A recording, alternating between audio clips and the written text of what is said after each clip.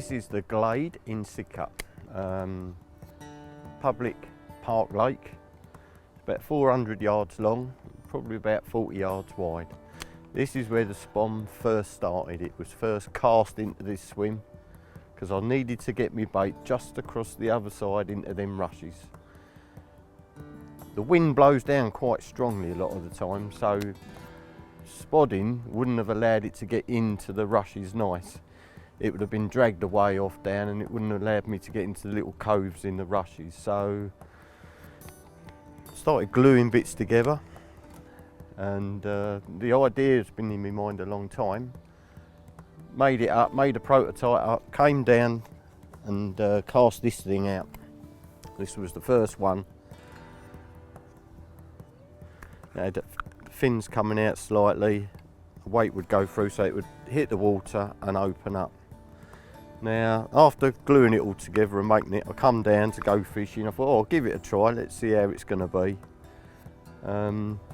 First cast was so good, I actually didn't fish that day. I put it straight in my pocket so no one would see it, and raced off home and thought, oh, maybe I'll get a patent or something on that because that's quite good.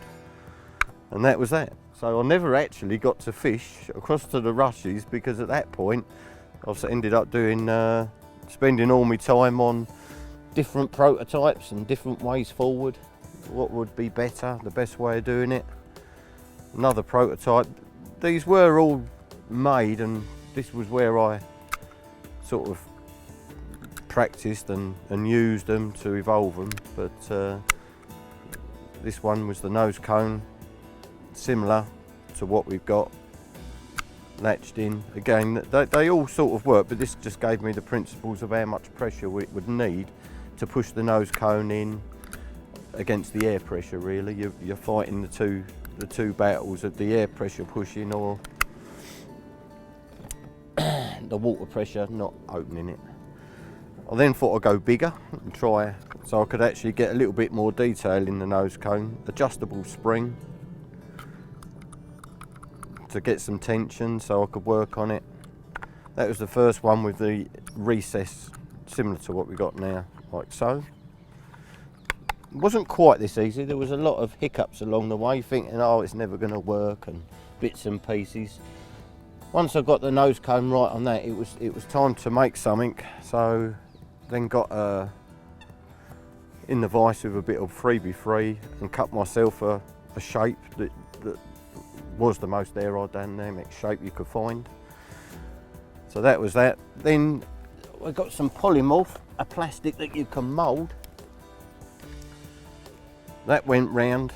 I could then mould two halves, put a live hinge on, put the nose cone the same as the last prototype, which worked really well, with an adjustable one, just to try that. We now had to go on to bigger lakes for casting to make sure I could be.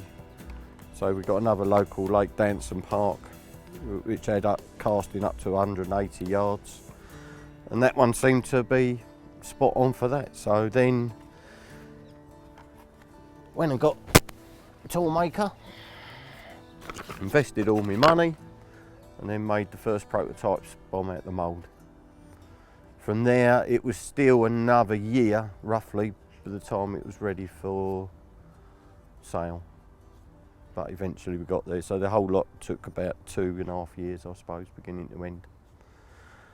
And then finally we ended up with this, and this is where it all began.